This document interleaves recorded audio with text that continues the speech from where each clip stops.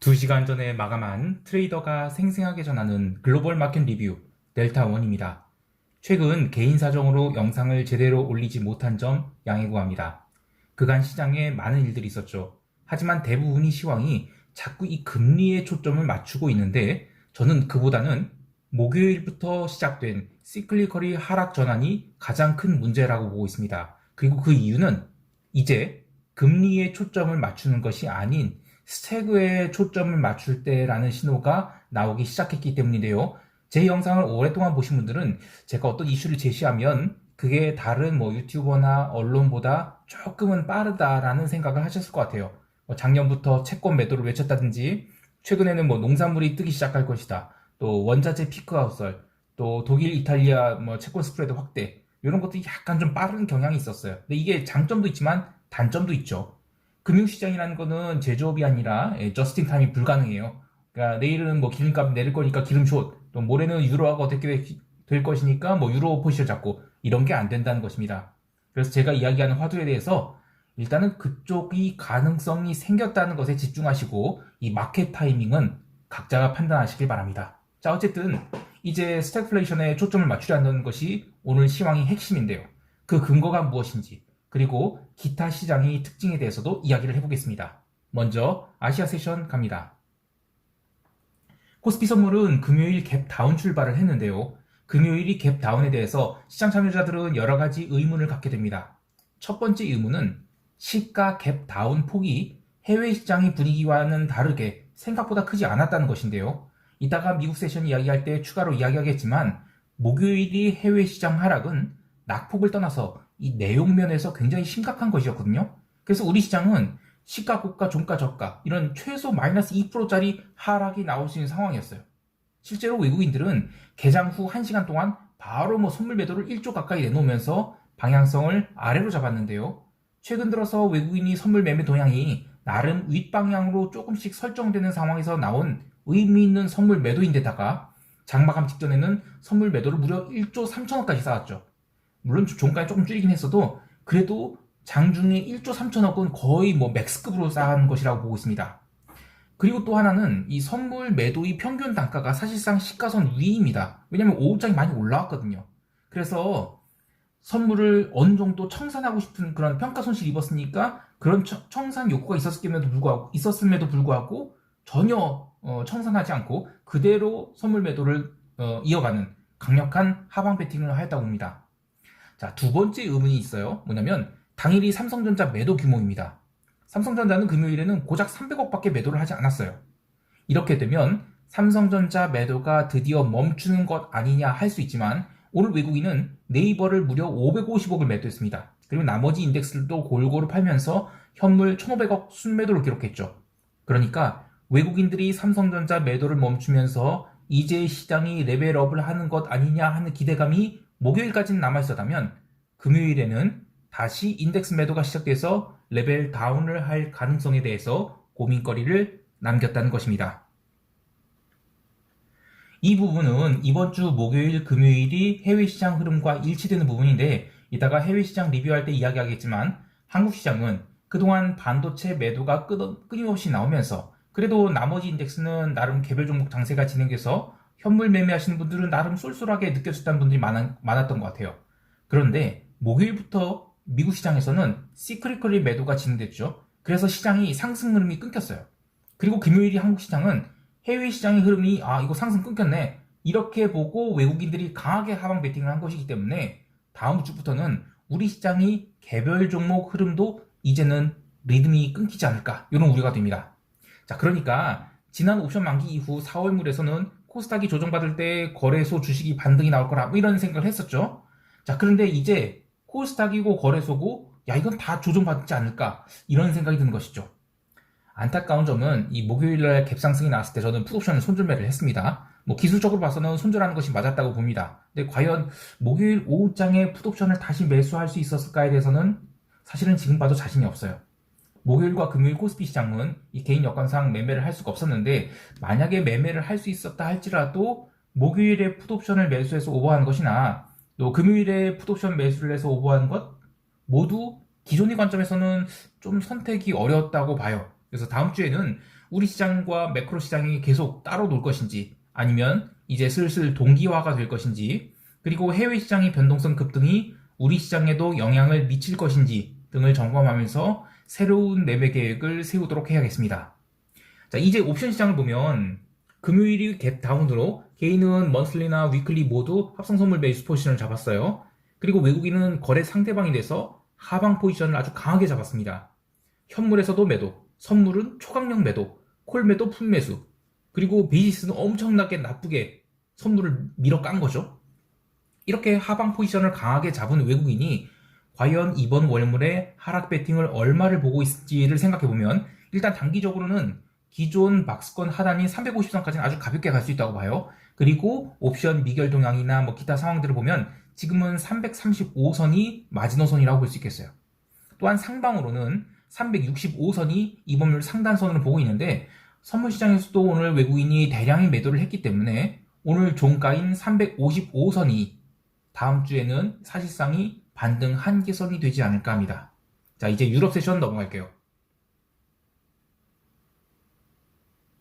유럽 증시는 목요일 미국 세션 시작하기 전까지만 해도 대단히 강했습니다. 목요일 미국 세션 시작 후에 꺾이기 시작해서 금요일도 초반에 잠깐 버티더니 다시 밀려서 사실상 주봉을 크게 윗꼬리를 만들어주고 도루묵이 되었죠. 특히 금요일이 유럽 증시 하락은 여러 가지 면에서 의미가 있는데, 미국과 마찬가지로 목요일부터 시작된 시클리컬이 하락이 이어졌다는 점에서 이번 반등이 끝나는 구간이 아닌가, 이런 우려를 남겼어요.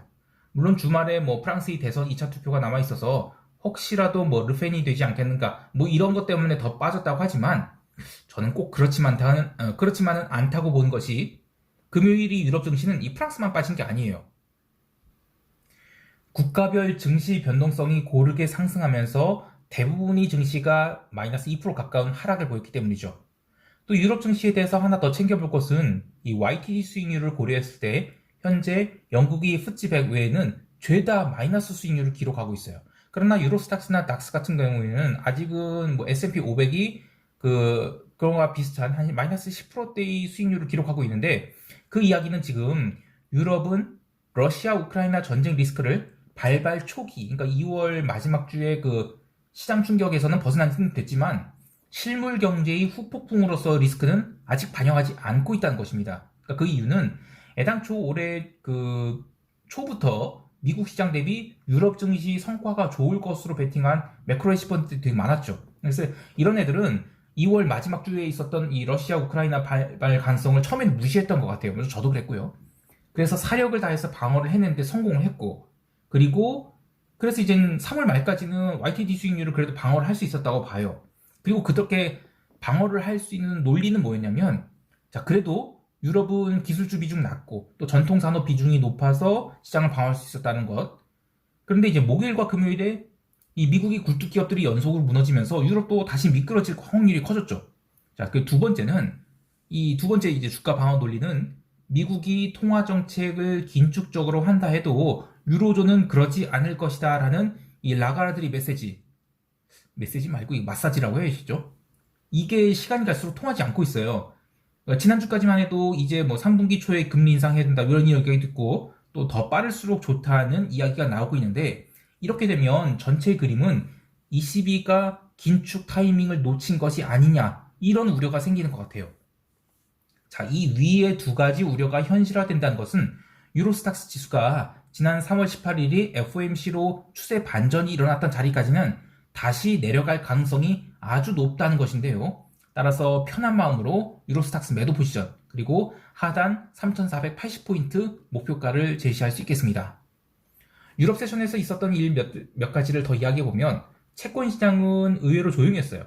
그래서 지난주 금요일에 뭐 주가가 하락했던 이유에 대해서 뭐 금리가 어쩌고 저쩌고 하는 이야기들은 사실 믿고 걸러도 되는 시황이라고 봐요. 근데 그보다는 통화 시장에서 원자재 통화의 대표격인 오지달러, 그리고 키위, 루니 이런 게 박살이 났다는 것이 가장 큰 이슈라고 할 수 있겠습니다. 기술적 분석을 하시는 분들은 이번 오지달러 하락이 아주 의미 있는 하락이라고 보실 수 있겠어요. 한번 일본 보시면 되겠는데요. 물론 아직까지는 이 추세 발산 중 하단까지 내려왔다고 할 수 있겠지만, 다음 주 이후에 이 자리를 깨게 된다라면 추세 하락이 시작되는 것이라고 할 수 있겠어요. 그리고 구리도 LME 세션 마지막에 이 톤당 1만 1000달러까지, 1만 110달러까지 밀렸어요. 근데 이번 주까지는 이러한 원자재 약세에 대해서 뭐 중국이 락다운 확대, 그리고 뭐 지속 가능성, 이런 거에 대한 우려로 밀렸다고 하지만, 만약에 다음 주도, 그리고 다다음 주도 원자재 반등이 시원찮다? 그러면 이제는 스태그플레이션 논란이 나올 수밖에 없죠. 물론 다음 주는 그래도 테크 중심의 실적 발표가 있기 때문에 원자재에 대한 직접적인 이슈는 없겠지만, 만약에 증시가 추가 하락하고 또 원자재도 레벨 다운을 해서 기름값이 뭐 100달러 이하로 밀리고 또 구리도 톤당 1만 달러 선에서 안정을 찾거나 살짝 밀린다? 자, 그러면 지금이 채권 시장에 반영되어 있는 연속 50bp 인상에 대한 컨센서스가 야, 이건 좀 과한 거 아닌가? 하면서 언와인드 될 수 있는 가능성을 염두에 둬야겠어요. 그리고 5월에 진짜 이 셀인 메이가 나오면서 그때 뭐 장단기 금리차 급격히 축소되고 뭐 장기물 채권 튀고 그러면서 뭐 자산 시장이 이렇게 되는데 연준이 더 이상 공격적인 경로를 밟지 못할 것 같은데 뭐 이런 이야기가 나온다? 이건 물론 소설에 불과해요. 여하튼 이번 주 금요일이 시장 흐름은 원자재 랠리가 끝났을 가능성 아니면 최소한 소강 국면에 들어가야 한다는 그런 모습으로 마감되었다라고 할 수 있겠어요. 자, 이제 미국 세션 넘어갑니다. 미국 지수 선물은 장 초반에는 나스닥 중심으로 아주 강한 반등 시도가 여러 차례 있었습니다. 하지만 그보다 주목할 것은 다우 지수 선물이 약세였는데요. 이 목요일부터 시클리컬들이 망가지기 시작했어요. 특히 실적 시즌에는 나스닥 롱, 다우 숏, 혹은 그 반대의 스프레드 거래를 이거 좀 심하게 얘기하면 1분봉으로 만들어서 아주 실시간으로 그려보면서 스프레드 확대, 축소에 베팅해도 아주 쏠쏠한 수익을 만들어내는데요. 물론 그러한 스캘핑 영역은 뭐 젊은 친구들이 해야 되는 것이고 저야 이 전체 흐름을 참고만 합니다만 여하튼 금요일에도 시가 이후 바로 다우지수 선물이 집중 매도를 얻어맞으면서 레벨 다운을 이어갔다라는 것이 핵심입니다. 특히 제대로 세게 쳐맞은 종목은 캐터필러인데요. 무려 마이너스 6.55% 하락을 했죠. 그리고 한참 잘 달리던 디어도 사흘 연속 음봉을 쳐맞으면서 무려 4.9% 하락을 했습니다. 이들 주식들이 하락한 가장 큰 이유로는 개별 종목 이슈가 아니에요. 경기 침체 우려에 대한 매도가 이 테크 주식에서 굴뚝 주식까지 번지기 시작했다 이겁니다. 게다가 어제 하락한 또 다른 종목인 이 버라이즌 같은 이 경기 방어 주식까지 마이너스 5.64% 쳐맞은 것은 이 매도세가 인덱스 전체로 확산되고 있다는 아주 나쁜 신호가 되겠어요. 그리고 엊그제 멤버십 회원들께 이야기했듯이 나스닥에서 이 메타 플랫폼스와 엔비디아가 망가지는 것은 또 다른 리스크라는 이야기를 했는데 엔비디아는 목요일의 하락으로 이미 YTD 수익률을 신저가를 갱신했습니다. 그리고 금요일에는 언더슈팅 국면에 들어서기 시작했죠. 구글이나 마이크로소프트도 뭐 지수 하락에 일조를 했는데요. 물론 전체 시장으로 보면 개장 이후 변동성 매수가 꾸준히 들어오면서 지수 하락에 힘을 보태다가 장마감 1시간 남겨놓고 반등 시도를 했던 것이 실패로 돌아가자 새벽 4시 30분부터는 난 주말에 리스크 지고 싶지 않아 이런 쪽에서 손절매를 하면서 사실상 종가 저가로 마감했기 때문에 월요일에 뭐 갭다운이 크게 나온다 그러면 단기적으로는 반발 매수 나올 수 있겠죠. 그러나 시장의 추세는 이제 새로운 바닥을 찾을 때까지는 하락 방향으로 크게 열려있다라고 할 수 있겠어요.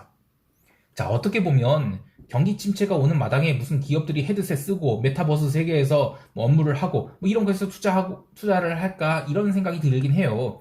그런데 이런 이야기는 뭐 저 같은 꼰대들이 하는 얘기고 아직 뭐 젊은 친구들은 여전히 꿈과 희망에 부풀어서 뭔가 열심히 개발하고 있죠. 그런데 자, 어제 하이힐드 채권 회사채 본드인 그 HIG US 이코티 요게 79.26달러로 신저가를 갱신을 했습니다. 이 친구가 그 싱가포르에 있는 나름 큰 IT 회사에서 CIO로 재직 중인데 이 친구가 내가 은퇴할 때가 된 것 같다 이런 얘기를 하더라고요.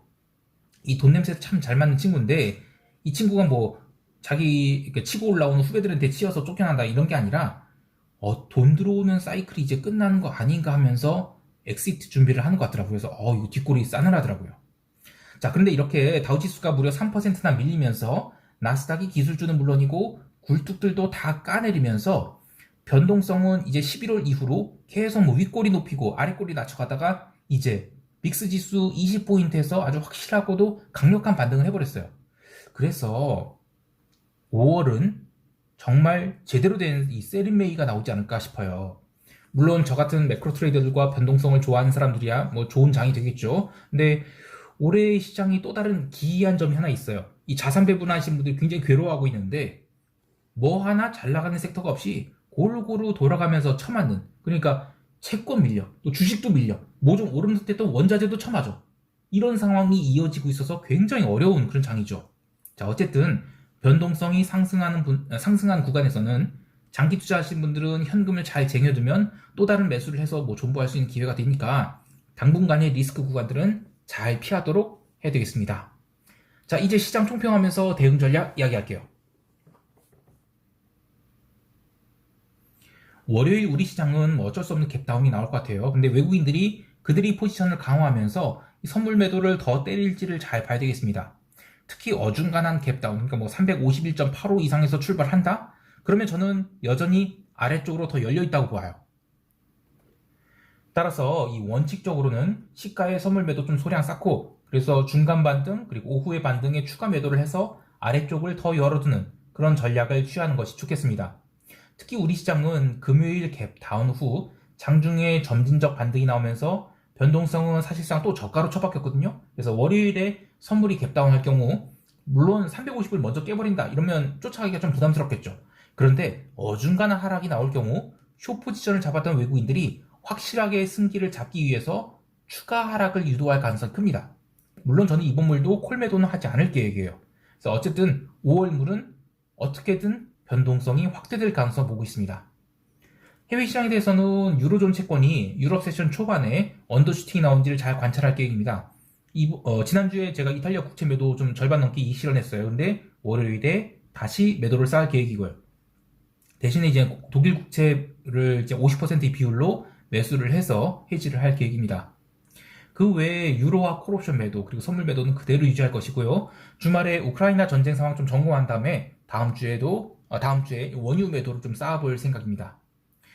지난 한 주는 참으로 스트레스 받는 일들이 많았습니다. 뭐 개인적으로 그렇지만 시장에서는 이 유로화가 ECB의 하락 구간을 일시적으로 그것도 아무런 이유 없이 돌파했다가 내려왔죠. 그래서 상당히 스트레스를 줬는데 그래도 결국 갈 곳은 가는 시장인 것 같아요. 그래서 기존 포지션을 잘 유지할 수 있었어요. 이게 매크로 트레이더들은 차트만 보는 게 아니라 트레이딩의 근거를 잘 봐야 됩니다. 차트가 모든 것이라고 해석하는 분도 있어요. 그런데 이 시장 변동성이 클 때는 트레이딩 근거가 망가지지 않는 이상 일시적인 그런 오버슈팅과 언더슈팅은 그런 노이즈로서 극복해야 되는 대상이 됩니다. 그래서 내가 어떤 논리를 가지고 포지션을 잡았는지 이거는 스스로에게 어떤 셀프 컨피던스를 주기 위해서 중요하고, 그리고 시장에서 잦은 손절매를 하지 않기 위한 그런 원동력이 됩니다. 그래서 꼭 매크로 트레이딩 하시는 분들은 근거 있는 트레이딩을 하시라, 이런 얘기를 하고 싶어요. 자, 남은 주말 에너지 잘 충전하시길 바라고요. 이상 델타원이었습니다. 감사합니다.